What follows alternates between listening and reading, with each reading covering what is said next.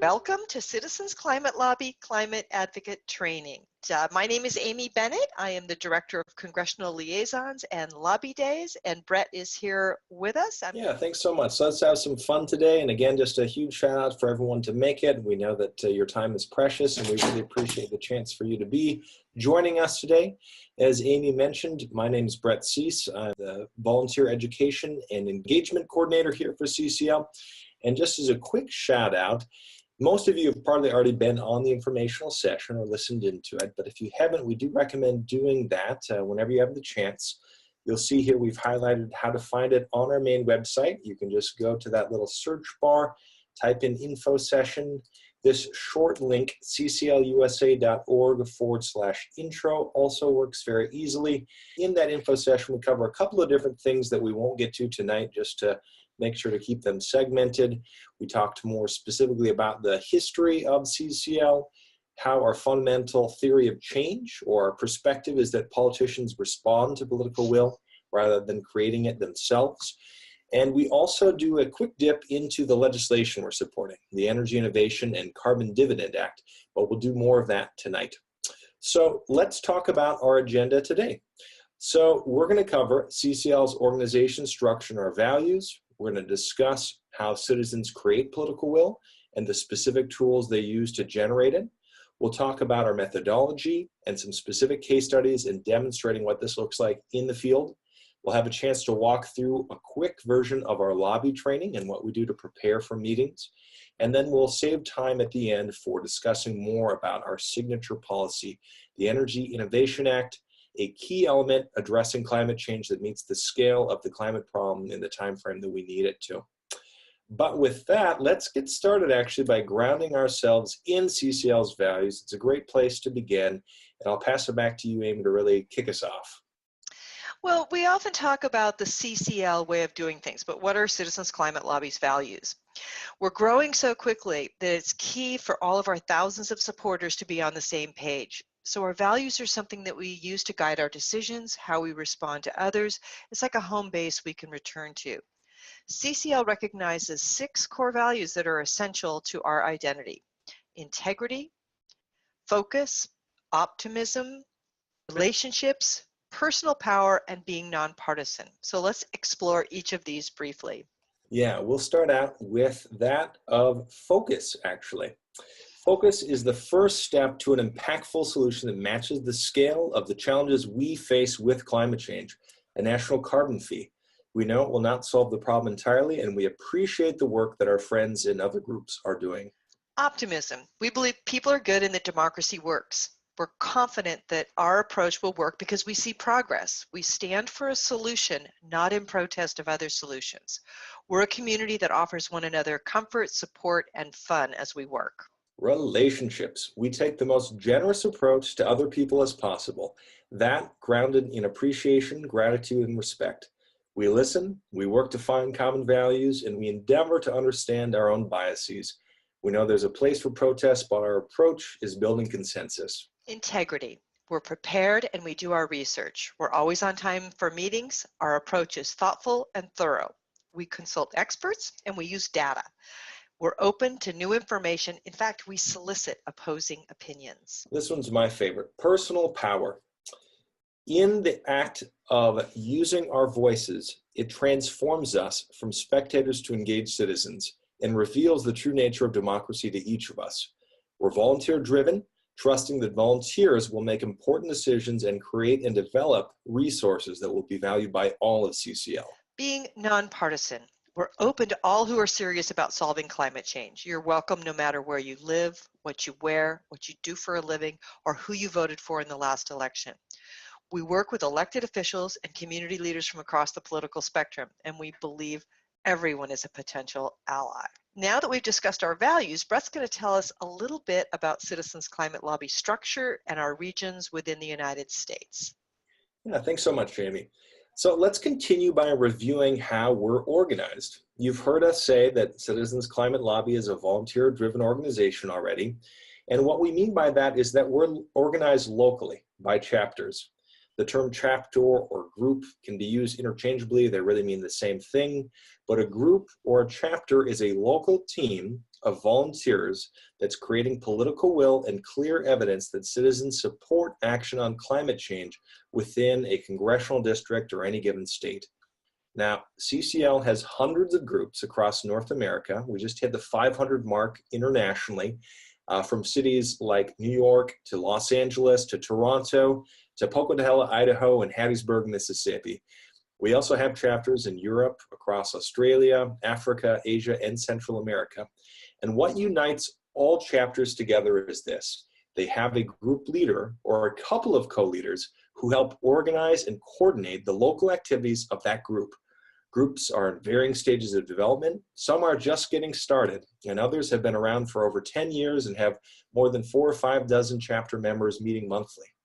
If you're new to CCL and haven't hooked up with your local chapter, one of the goals of today's webinar is to help you do so as soon as possible. So let's actually review how to do just that. CCL in the US is organized by regions. You can see this map here features the 10 different regions that we have a regional coordinator who supports the group leaders in each of these geographic areas. If you're interested and haven't yet connected with your local chapter, we're going to help you do that today by giving you a link I just put in the chat window. And we encourage new volunteers to seek out their group leaders' contact information and to even call and introduce yourself to get involved whenever you feel comfortable. This information should have already been emailed to you when you signed up for CCL, but you can also find it from our home website, citizensclimatelobby.org, and then clicking on the About tab and then Chapters from the drop-down menu. The other thing is that our emails are provided here. And if you reach out to your local group leader and you haven't heard back, please contact us. We all know sometimes emails go to spam. We'd love to help make introductions in this case. And if no organized group exists yet in your area, we'd love to also help you get started, because that was the position every one of the other chapters found themselves in. So let's discuss next what we do with our liaisons now that we've talked about groups, group leaders, and our overall structure. I'll pass it back to you, Amy. Thanks. So this other role that we want to talk about is congressional liaisons. A CCL congressional liaison is someone who is the representative for CCL when the group contacts a congressional staffer. Since there's 535 members of Congress, our goal is to have a personal liaison for each of those offices and their staff. The liaisons build ongoing relationships with their member of Congress and their staff by maintaining regular personal contact and by coordinating the group's meetings and communications with that office. It can be anything from sending a card when your member experiences a significant event, updating the office with timely resources related to climate change, or even inviting the staff to a local barbecue. We're working on a complex issue, climate change, so having one consistent point of contact with the congressional office of each member, that makes our process of communicating about climate change and our solution much more effective.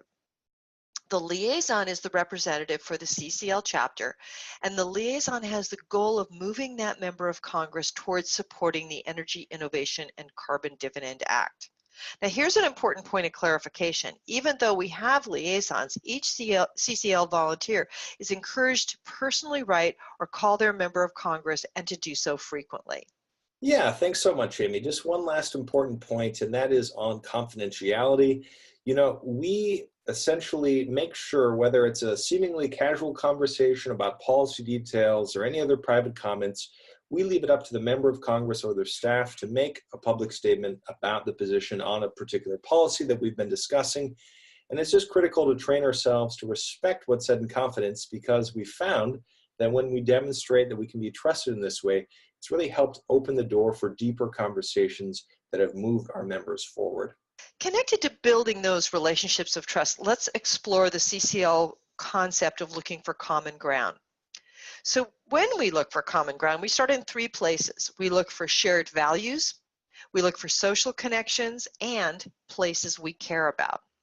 Regarding shared values, it can start on the most simple level. If you have kids, consider that your members of Congress have kids and are concerned for their future as well. So during meeting introductions, mention your kids or your grandkids.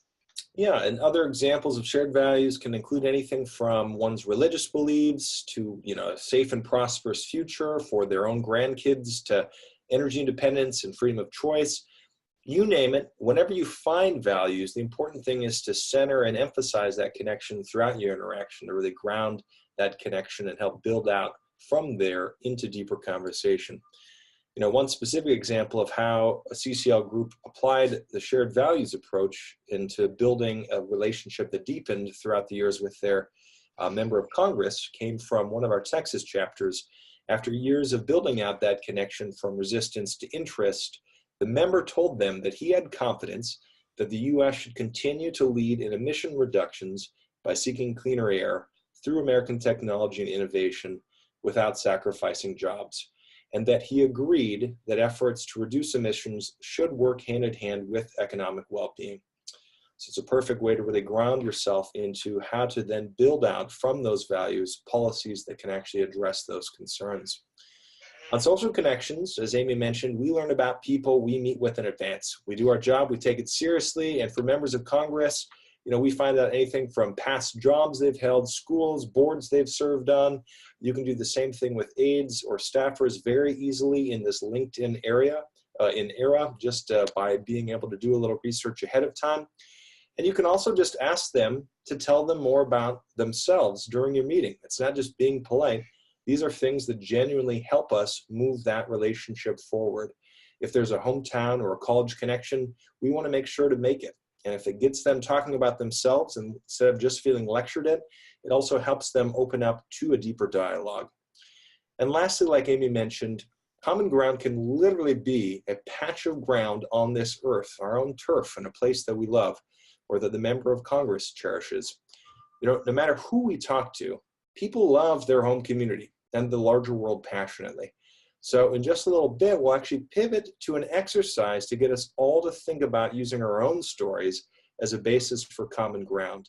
But first, let's tie this all together with a specific example of a liaison and how one local group in CCL began a relationship with their congressman, putting the framework we just discussed into action. So when Mary Ann started out as a new CCL Congressional Liaison for her conservative member of Congress, she wanted to show her appreciation with some home-baked goodies for the staff at the local office. She learned that home-baked goods were allowed as opposed to more expensive purchase items, and she flipped through her favorite recipe files and found the perfect oatmeal cookies. She chose to ask for a slow midday appointment for an informal meeting to come by with the warm from the oven treats, and she was prepared for a short meeting. As it turned out, it truly was a slow day, and she was able to chat with the key staffers, introduce herself as the new CCL point person, and learn their preferred way to set appointments with staff and their preferred meeting schedule, which they suggested would be quarterly. She got to know a little bit about them, and they got to know a little bit about her. And it just reminds us that breaking bread together or a small kindness can be the beginning of a more substantial relationship. Mary Ann and her chapter went on to work with the office regularly and to move the member up the ladder of support for solutions to climate change. Yeah, and this really is the value of appreciation. We use it to begin meetings or to ground a letter to the editor, not just as a kickoff device, but because if we keep it in mind throughout interaction, it's fascinating, but some people, believe it or not, might have a predisposed view of us, just like we might of them. So asking ourselves to appreciate them not only changes their view of us, but also takes that chip off of our own shoulder about who we think that they are. It helps us remove our biases to see them as somebody that we can work with instead of just as an obstacle. And as Mary Ann's example highlights, this approach puts us in a more generous place that allows us to seek understanding and common ground. Now, we know that for any of us, this might be a stretch. We don't expect this to happen overnight. This is a journey we're on together, but it's really our core value. Since then, Mary's member has joined the Climate Solutions Caucus, which we'll talk more about shortly. And if you do take away one thing from today's webinar, it's this: treat everyone, even those who may disagree with us, with respect, appreciation, and gratitude. So to tie all of this first section up, let's do a little exercise about finding common ground and developing your own story. So here's a quote from E.B. White. You might recall he's the author of Charlotte's Web and also Elements of Style. And he gave this quote in an interview with the New York Times in 1969. He said, "Every morning, I wake up torn between the desire to save the world and an inclination to savor it. This makes it hard to plan the day. But if we forget to savor the world, what possible reason do we have for saving it? In a way, the savoring must come first. Let me repeat that last part. If we forget to savor the world, what possible reason do we have for saving it? So in this exercise that we'll be doing in just a minute, I want to ask you to identify a very specific place that you love that's threatened to be negatively impacted by climate change. We're not talking about generic places like the beach, and we don't mean a place that's threatened by other environmental factors like overdevelopment or toxic pollution. Let's key in specifically on how climate change will impact this place you care for. If it's in your hometown or your congressional district, that's all the better to establish that common ground. Yeah, and one of the reasons that we ask this is that social science research continues to show that people connect much more strongly with their own backyard and concerns for their community than farther off impacts. So, to help you think about what your place looks like, paint a visual image in your mind's eye. Use descriptive imagery. Why do you savor it? What are you fighting for? If possible, tie in the potential impact on local economies that your community might face, reduced worker or agricultural productivity, extreme heat, drought, the wildfires or inland flooding, disease vector expansion. There's so many ways that your story can be personal and connected to common concerns and climate impacts, as well as our economic well-being. This exercise is a really powerful way to begin developing a story that you can share with others. And as we know, stories are very powerful means of connecting with people, and more prepared we are to share that story and make that personal connection, the more likely we are to find that common ground. Also, just say that stories offer a way for us to humanize climate change, to bring it again to our own lives and help those around us deepen their own awareness and concern for caretaking and preserving these places for future generations. So let's give you a quick example from our own life, and as we do that, please feel free to start typing them in the chat window and have a chance to share them with each other. So for me, for the last several years, have had the privilege of serving as regional coordinator for the Gulf Coast states while living in Dallas, Texas, and the chance to work with some of the best climate advocates I've ever met. I've also gone canoeing and for paddles along a lot of the river trails just south of the Houston coastline. And it was here last summer that our CCL chapters witnessed the unimaginable deluge of more than 50 inches of record-breaking rain within their own hometown. Some of them were forced to move and have forever lost their homes, as well as treasured possessions like photo albums and family heirlooms, as well as dealing with the backbreaking effort of rebuilding more than an unprecedented $100 billion worth of damages. For me, the story of the resolve of CCL's Houston volunteers is the inspiration. Hosting our regional conference, gaining the support of the mayor of Houston and other local officials on both sides of the aisle in support of the Climate Solutions Caucus and climate action to ensure our elected officials earnestly work towards togetherness in solutions that address the underlying cause behind so much of what they dealt with in pain, loss, and destruction. Now, each of us has our own story, and that is but one of many that we could tell. So why don't you start putting those in the chat window?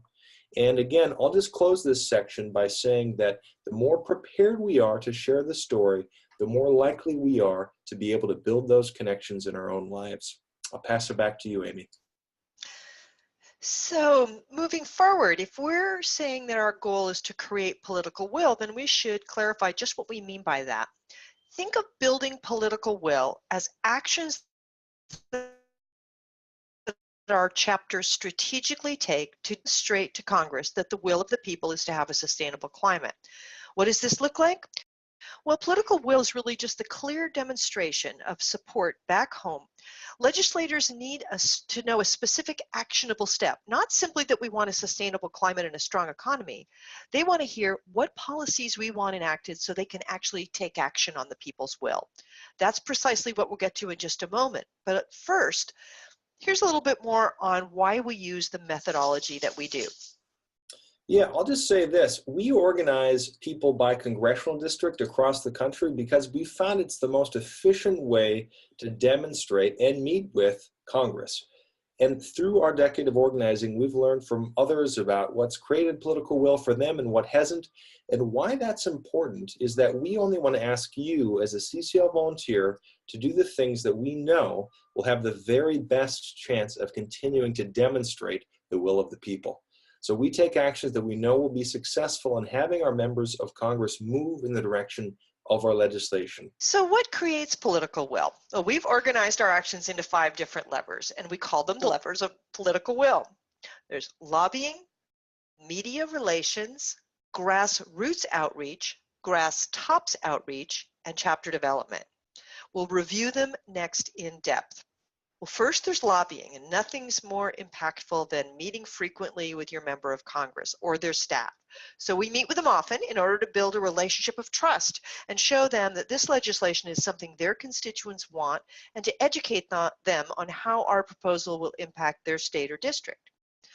To create political will through lobbying, you can get involved by becoming a liaison or co-liaison for your district or state.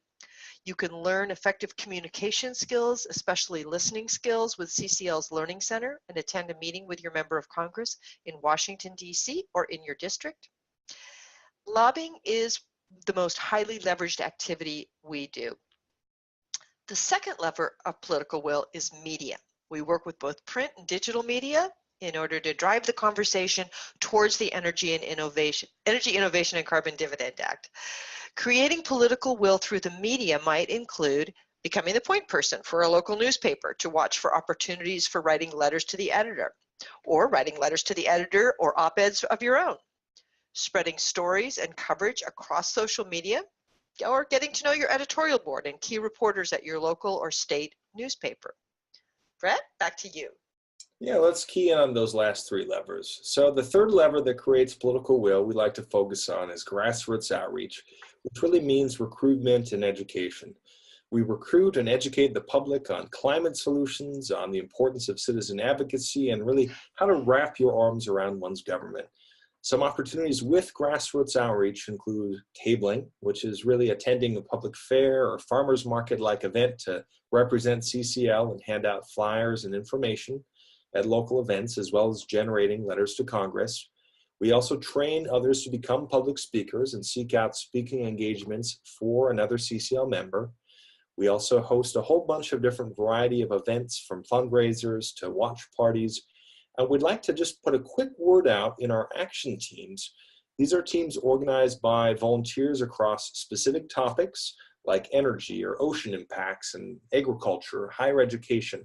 And they work to strategize on ways that move that area towards supporting the Energy Innovation Act. Most of our action teams meet monthly as well and are doing some of our most important work. They're always looking for new volunteers.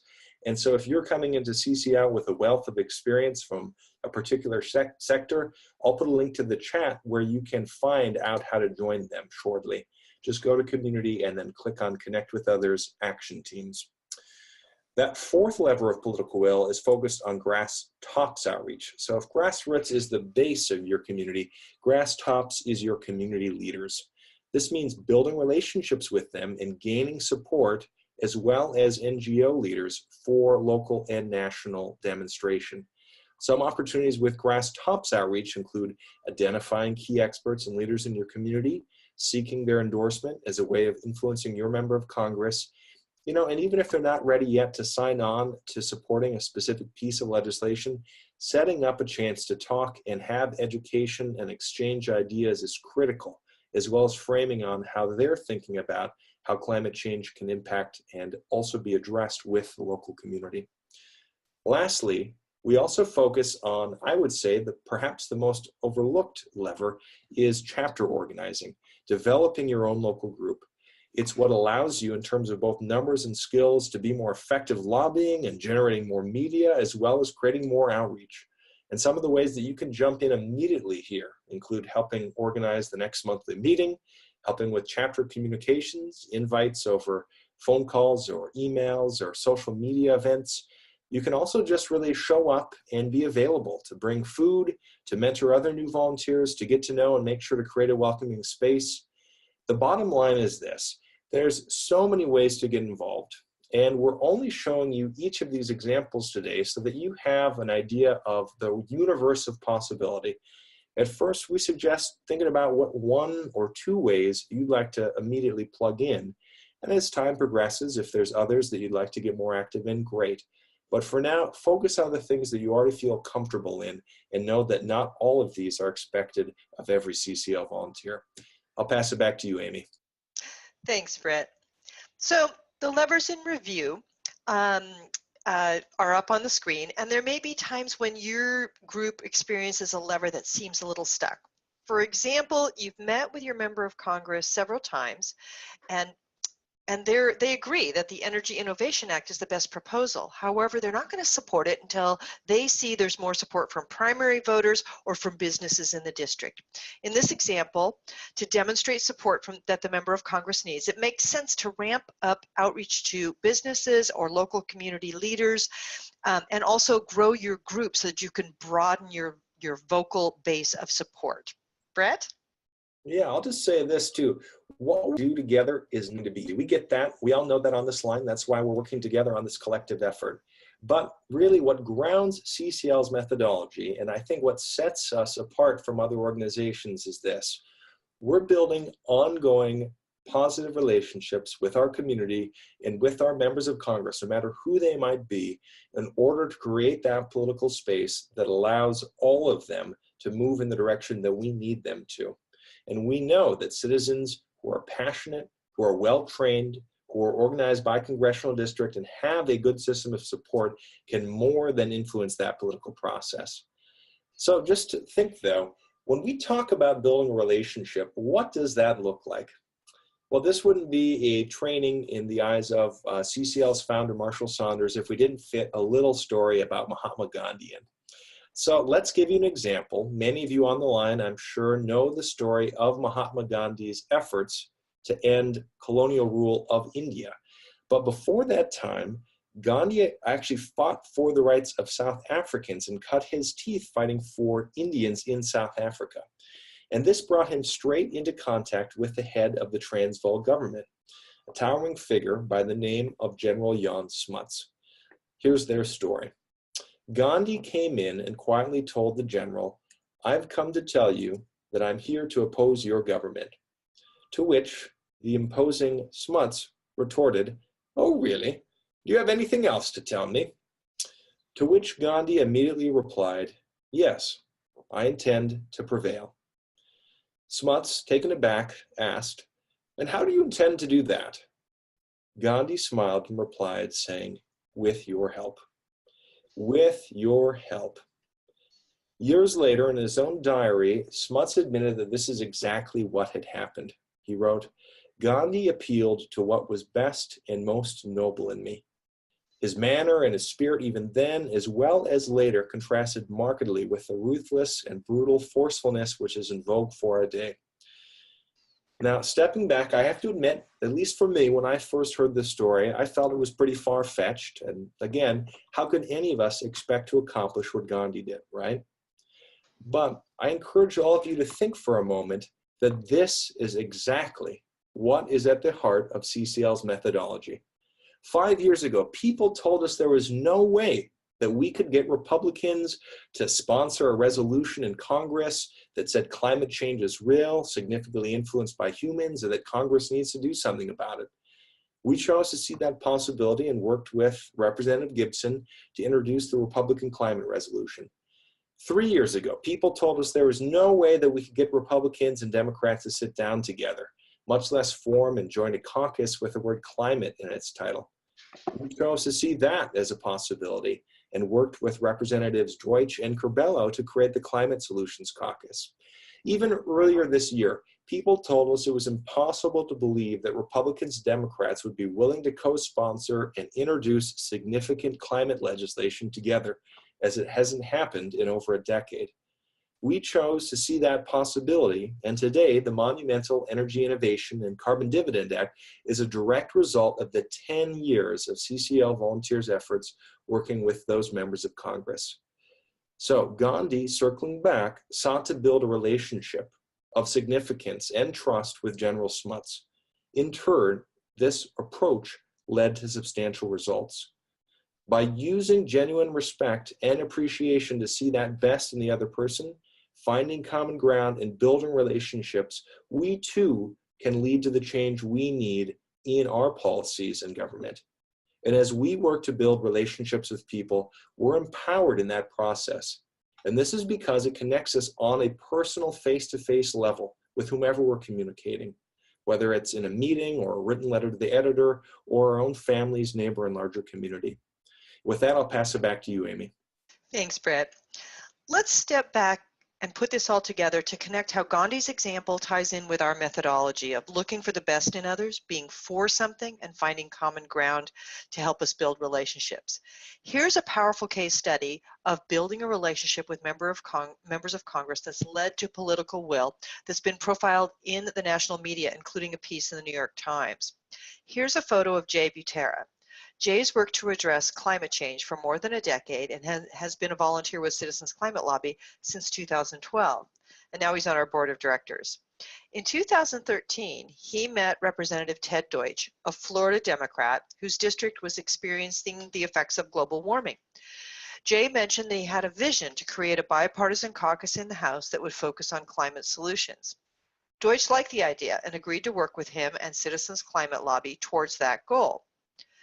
Jay started visiting offices on Capitol Hill in an effort to get Republicans and Democrats to sit together, and he devised a 2-by-2 approach.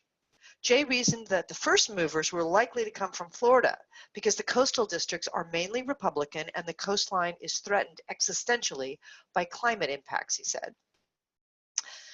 Jay went to Miami. He attended events in South Florida that focused on climate change, and there he met locals and helped them start a Citizens Climate Lobby chapter. Jay said that he saw local mayors and county leaders who were dealing with the impacts of climate change head on. Some towns had raised roads and had moved wells miles inland to escape seawater intrusion, and in other places, seawater poured into the streets at every high tide. Jay discovered that the Congress members in Washington were really disconnected to what was happening on the ground. Yeah, so to address that, he, along with many other volunteers, worked for the next 2 years to reach out to over dozens of local leaders, including mayors, county commissioners, presidents of chambers of commerce, state legislators, university presidents, all across southern Florida, and most of them in Republican-held districts, and asked them to sign on to a specific letter asking Congress to act on climate change and to join him in those meetings. It made a huge difference. One of those first Republicans to step forward was Representative Carlos Curbelo. And in February 2016, he joined Representative Deutsch, and as the co-chairs, they formed the first ever bipartisan Climate Solutions Caucus. It's in the U.S. House of Representatives and continues to explore policy options that address the impacts, causes, and challenges of our changing climate. And as of the end of 2018, the caucus had reached a total of 90 members, 45 from each party, and it'll continue to serve as an organization to educate members on economically viable options to reduce our climate risk. CCL's played an integral role in building up the membership of this caucus, but the caucus works independently and as an overall body is not there explicitly to endorse the Energy Innovation and Carbon Dividend Act, although all 6 original co-sponsors in the House were on the caucus. What Jay and the rest of the Floridians did is a perfect example of how demonstrating respect and appreciation for others, even those who we think oppose us, finding common ground and building a relationship leads to political will. They met with their Congress members and appealed to the best in them. They created political will locally that allowed these members of Congress to respond to it. Now that we've reviewed some of the case studies overall, Brett's going to discuss how this connects to our mission. Yeah, thanks so much. So many people are familiar with CCL's focus of creating the political will for a livable world.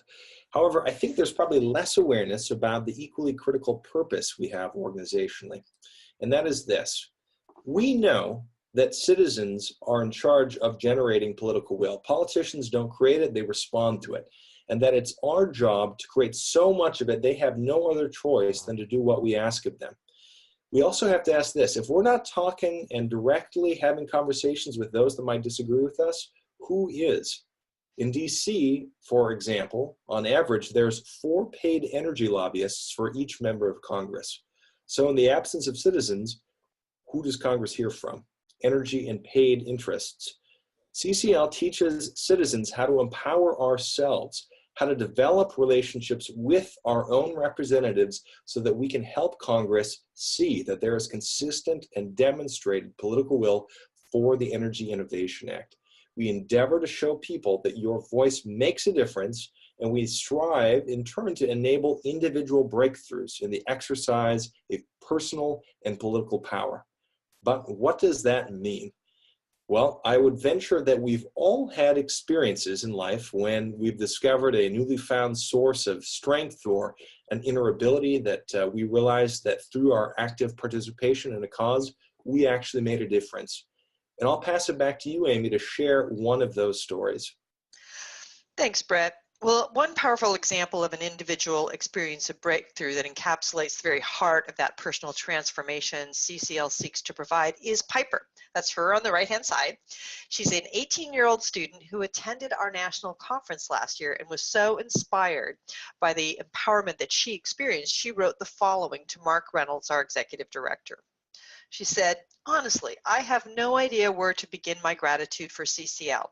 Never have I found an organization that gave me such confidence that I can change the world. Before, I viewed Congress as a bickering political dead end. I was so inspired by the positive interactions between our citizen lobbyists and the staffers that I'm now considering running for office someday so that I can foster more bipartisan cooperation in politics. At the conference, I was treated as though my age and unique point of view was actually an asset to the organization." Piper's experience of personal empowerment is at the heart of everything our organization strives to provide for our volunteers. And since then, Piper's continued to use her voice for climate advocacy and helping to lead for the passage of a bipartisan state resolution acknowledging climate impacts in Utah. And she's even given a TEDx talk on her experiences. As one final distinction about what we say when we talk about empowerment, I think it's helpful to reflect on the words of Charles Reich in his book, Power and the Law. As a legal scholar deeply involved in policy making for decades, Reich explained that when you reach out to another person through the energy or creativity that is within you, and the other person responds, you're exercising power. When you make somebody else do something against their will, to me, that's not power at all. It's force, and force to me is a negation of power. I think Reich's words are a helpful window into why the importance of CCL communicates from this different frame. Because of this experience of personal breakthroughs with empowerment is at the heart of our organization, we'd like to take a minute to invite you all to reflect back in your own lives when you might have had an experience like this. It could be when you were empowered by a parent or a role model or a boss or someone you just happened to meet. Whatever your story might be, we look forward to hearing about how it moved you to realize something new about yourself and how it engaged you in a broader sense of being involved in the world. So if you'd like, please share that in the Q&A section. It could be organizing your local neighborhood to preserve trees, going back to school, finding your voice after a divorce, or even starting your own business lawn mowing. And I'm going to give you an example of something that happened to me. I live in a neighborhood with a lot of children. We're pretty close to our elementary school, and back when my son was in elementary school, we started to get concerned when there was a lot of road construction to widen one of the main roads. I went to a city council meeting, sat next to our PTA president of the elementary school, and when the city council asked, what can we do? I whispered in Mary's ear, Mary, we could put a roadblock on Pueblo Street to stop the cut-through traffic. She stood right up and said, we could put a roadblock on Pueblo Street. And within a few weeks, it was up. So this was an amazing thing to watch happen. It made me realize I should have been the one to step up. But it worked, and it was a real breakthrough for me. So by reminding ourselves of the times we've had breakthroughs in our personal power and kind of stepped out of our comfort zones, we remember that real and profound personal change is possible. And by grounding ourselves in the many transformative opportunities we've already shared, we hope you're empowered to have some breakthroughs with your own involvement through Citizens Climate Lobby. And now Brett is going to discuss our laser talks, but please do put your thoughts in the chat. Yeah, thanks so much. I really love just all of the examples of people sharing, from state park hikes to flooding to being able to really, think about even not only the climate impacts, but already stories coming in about personal empowerment, starting your own business. Keep that up. So let's talk quickly about what we have available for volunteers known as Laser Talks. They're really bite-sized advocacy resources that are the heart of how we learn to be effective advocates. Each talk's brief. It focuses on one aspect of our issue. We take putting the time into practicing them seriously. And the beautiful thing is that CCL has dozens of these talks available on our website. If you scroll to the bottom of our homepage, as this slide shows, or search in the bar for Laser Talks, you can find all of them on our main website. And they very well probably will answer a lot of the questions that you have about a lot of the intersection between energy policy, economics, and the actual solutions that we're talking about.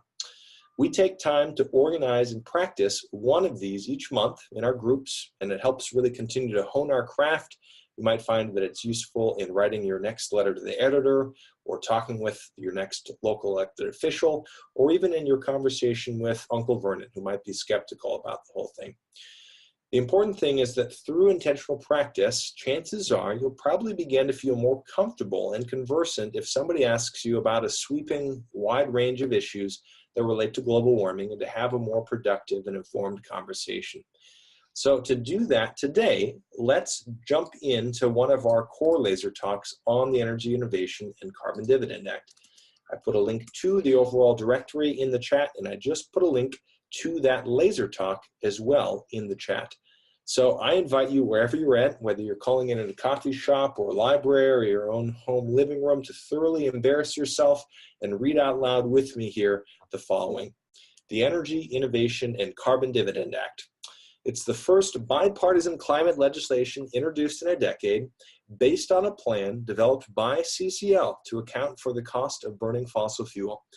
If enacted, this act will drive down America's carbon pollution, bring climate change under control through the means of American technology, innovation, and ingenuity.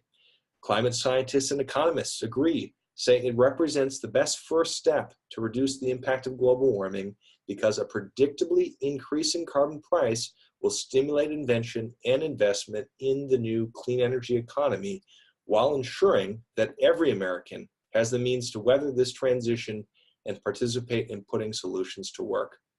So I know that this is a bit of a slimmed down version, and that the bullets on the slide reflected a lot of the other main takeaways, but we'll get into discussing the policy in just a little bit. And for now, what we wanted to focus on was this opportunity to practice laser talks, to highlight where you can find them, and to start piquing your interest with any questions that you'd like to ask as we get to the top of the hour for Q&A. Feel free to start putting those in the Q&A box right now. Thank you for joining us, and we'll close this section by emphasizing just that reading through these talks on the issue will probably be one of the most effective ways that you can get answers to the questions that you have, as well as a good grasp of the basics in your practice for sharing with others. I'll pass it back to you, Amy. Thanks, Brett. Lots of great information there. Well, this is a great time to promote all of what you're talking about to review is available on Community. The website is simply community.citizensclimate.org. And even though no two meetings are the same, we want to go over what it's like to lobby Congress. So let's take a moment to review that. Prior to the meeting, first of all, you're going to do research on your member and the district. Learn what they're really proud of, what they like, and what they've accomplished. Research local impacts of climate change. learn how the Energy Innovation and Carbon Dividend Act will impact their district or state, review previous meeting minutes, and determine ahead of time who's going to be responsible for the following roles: leader, timekeeper, note taker, the person who makes the ask, and the person who leaves information. So we meet in teams of 4 to 6 CCL members. And like we like to say, lobbying is a team sport. Our basic meeting outline goes as follows. We thank a member or staffer for meeting with us. The timekeeper asks, how much time do you have for the meeting today? We introduce ourselves briefly, and if the meeting is with a staffer, then we ask them to tell us a little bit about themselves. We show appreciation for something that they've done recently, something you sincerely appreciate. It doesn't even have to be about climate or the environment. We explain our purpose to create the political will for a livable world, and we'll briefly state our request. We're here to support, we ask you to support or introduce legislation that puts a fee on carbon-based fuels and returns the net revenue to American households. And then mention that we have more to say on that, but first we'd like to discuss your concerns. Then comes the listening part and the discussion part. Here are some possible questions you could ask to find out more about your member and to further improve your relationship. For instance, rather than react to their answer, it's important to help them feel heard. So you might ask, what might be preventing the representative from supporting our legislation? Or who in the district would we need to convince about the merits of our proposal in order to win your support? Or we might ask, what's your preferred plan to lower emissions? Now, having done your research, you'll probably be able to anticipate what you think their responses might be. Yeah, so let's talk about closing that meeting up then. Continue to build on those supporting asks that Amy has highlighted, finding strategic ways to get your member or the staffer to some yes, where you can continue to work together, and really think about how you can continue to leverage that relationship. Think about it like the first date, or maybe this is your 10th meeting, so this is the 10th date. How can you get to that next one? What ways can you continue to build building blocks to deepen that relationship and build out the ability for them to keep saying yes and take further, more ambitious action on climate? Make sure to clarify how they want additional materials, how they prefer and what frequency to continue to meet. We always love knowing who they work with across the aisle, and then really closing out the meeting, circling back to the action items, being intentional about who will be doing what, and thanking them for their time. And that's really the overview of how we conduct a meeting with a congressional office. Now, we'll just say this, even though we don't have the opportunity to have the chance to actually practice this today, there's so many opportunities for you to do that in your own groups, and we'll highlight in these trainings where you can go to actually see what an outline looks like. It's really a great opportunity ahead of you actually going to a meeting to do a little role play. So I'll put a link to that in the chat window, and I'll pass it back to you, Amy. All right, we've reached the final and most essential topic. Let's finish up this lesson with a discussion of the policy details behind the Energy Innovation and Carbon Dividend Act. In November of 2018, it was introduced in the House of Representatives as H.R. 7173, and the lead sponsors were Representative Deutsch, Democrat from Florida, Republican Representative Rooney from Florida, Representative Delaney, Democrat from Maryland, and Representative Christ of Florida, also a Democrat. The other co-sponsors were Fitzpatrick of Pennsylvania, a Republican. And then in December, the Senate companion bill was introduced, Senate Bill number 3791, and it was reduced by Senator Coons of Delaware, Democrat, and Senator Flake of Arizona, Republican. And now in the 116th Congress, the legislation was reintroduced in the House, H.R. 763, with the following, with the following co-sponsors. You can see them there on the screen. But before we go further, let's start with a quick review of where we are today. The price we consumers pay for fossil fuels is artificially low because governments have historically seen their own economic growth linked with incentivizing fossil fuel development. So today, this is due to several factors that are including before production, fossil fuel producers receive discounted leases on public land. During production, fossil fuel producers receive subsidies, special tax breaks, etc. And after production, the price we pay for fossil fuels does not include some of the huge hidden costs. So these hidden costs are known as externalities by economists. And some of them include the military. They're spending trillions on protecting the energy supply lines across the world. There's the health issues. Coal alone increases healthcare costs $300 to $500 billion a year. And of course, there are the many increasing environmental costs associated with adapting to and mitigating the effects of climate change systems. Yeah, I'll just say this. If the market price for any product, not just fossil fuels like Amy has highlighted, doesn't include its real costs, economists have a word for that. It's called a market failure. And climate change has been called by some of the greatest economists as one of the greatest market failures in the history of capitalism. Economists say that the best first step, if you've got a market failure going on, is to hold products accountable for their costs. With fossil fuels, this means moving hidden costs that we just discussed back onto the balance sheet of the fossil fuel producers. The idea then of putting a price on carbon is simple. We added the cost of doing business in those resources because we wanted to reveal the hidden cost no one is currently taking responsibility for. Getting that price right means that we make the market tell the truth, it transforms our economy to move in the right direction, and it means that ordinary people like you and I, consumers, small business owners, taxpayers, we recover the market leverage we're supposed to have to determine whether we do something that's too costly or not. In CCL, we emphasize that with all costs fully accounted for, we let fossil fuels compete with any other form of energy, and when consumers realize the true cost that we've been essentially subsidizing by allowing them to pollute the open atmosphere without having to pay for it, we'll all make better and more informed decisions leading to a clean energy economy. We know the solution. If right now there's not enough of a cost on something, one of the quickest ways that economists will say to get rid of it is to make it more expensive. They point out the example of cigarette smoking, from over 50% of America to now in the teens for rates of smoking. Making carbon pricing more expensive or accountable for its costs is what it's meant by pricing carbon. And now I'll pass it back to you, Amy, to review the policy details of the Energy Innovation and Carbon Dividend Act. Thanks, Brett. So the Energy Innovation and Carbon Dividend Act can be thought of as a four-legged chair. So let's explore each of those policy legs individually. First, the fee, the carbon fee. This puts a fee on CO2 emissions of fossil fuels like coal, oil, and gas in proportion to the CO2 output of the fuel. It starts low at $15 per ton of CO2 emitted and grows over time, having an additional $10 per ton annually.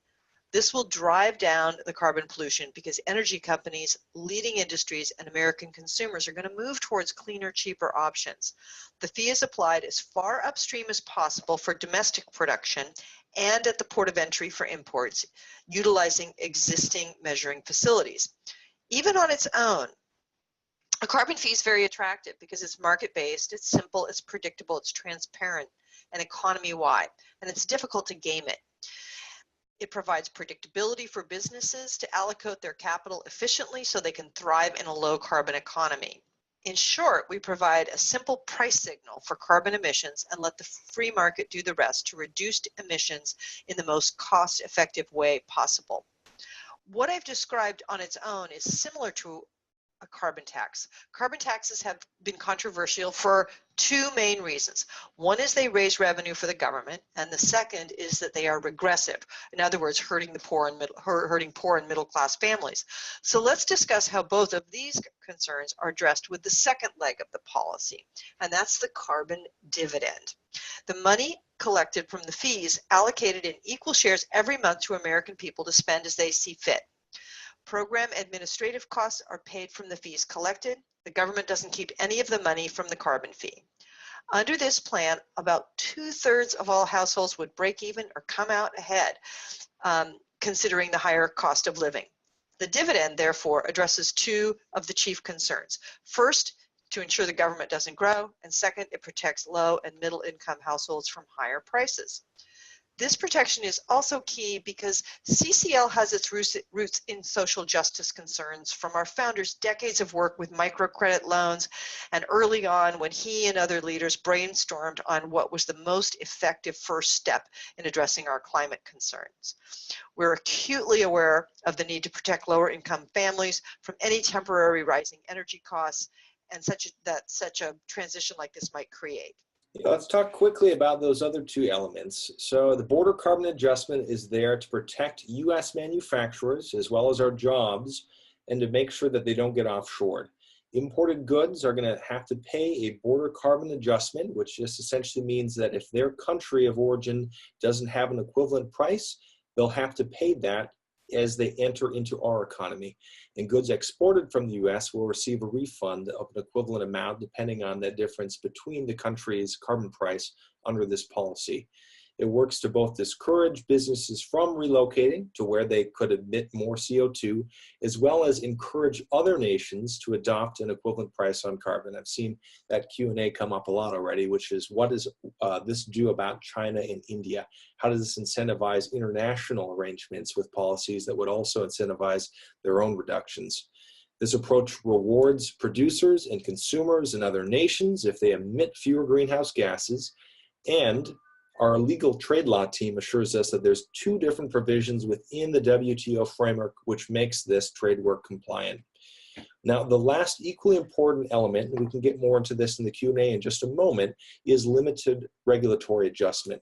This is the price of bipartisan cooperation, and what this means is that this policy prevents additional regulations on covered CO2 emissions as targets are being met. 10-year mark for us to see if the price itself can drive down emissions to that emissions reduction schedule, again, which shoots for 40% within the first 12 years of implementation, 90% by mid-century. And the important thing to clarify is that any other regulation is not affected.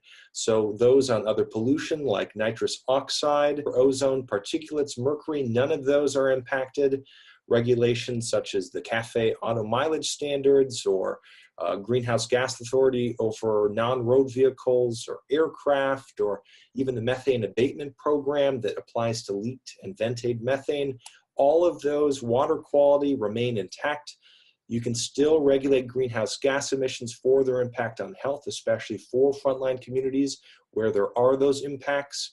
And the key thing to emphasize is this trade-off would mean that by year 3, the target goals for the carbon price would even exceed what the Clean Power Plan had anticipated if it had been implemented. So by year 3, we're already better off with the targets that this bill puts in place. So with that, let me pass it back to you, Amy, for a summary and how we can get involved from here. Thanks, Brett. So to summarize, the Energy Innovation and Carbon Dividend Act as legislation is incredibly close to what CCL has been advocating for. This is a huge win for the climate. The goals, the targets, this really is exciting, and it's a new day for the climate and for the world. As a result of your years of hard work, this is a clear signal to every nation on earth that there are legislators in the United States on both sides of the aisle who want to see this happen, and they want to see it happen first. So that's a message of hope. So lastly, here's a review of next steps to get involved to become an active volunteer. Now that you've completed our Climate Advocate Training webinar, and if you've also completed our informational session, then congratulations, you're complete with our training modules. Have you joined CCL Community, our sister website, our intranet for CCL members, community.citizensclimate.org. Then have you checked in with your group near you? Again, Sarah, and her email is membership@citizensclimatelobby.org, can help find the group nearest you. And I would try to attend their next meeting. In fact, most of our meetings are the second Saturday of the month, and it's coming up this weekend. If there's no group near you, Sarah will provide you with the state or regional coordinator's email address. And if you did not hear back from Sarah or a group leader, contact Brett or I, because as we know, sometimes those emails do end up in spam. Our contact information is Amy, A-M-Y, @citizensclimate.org, and Brett, brett@citizensclimate.org. If you are interested in joining for our rotating series of other topics where you can do a deep dive, I'll just do a quick shout out to Core Volunteer Training, and I put a link. It's a rotating series of 12 lessons held on Tuesdays at 8 p.m. Eastern. It's the next stage in your journey of finding out more about CCL's training. Topics range from writing a letter to the editor to social media to storytelling or climate science. We'd love to have you join us.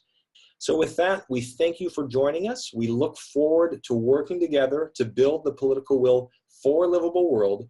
And we really appreciate your time today, and have a wonderful and empowered next step in your own involvement with CCL. Thank you, everyone.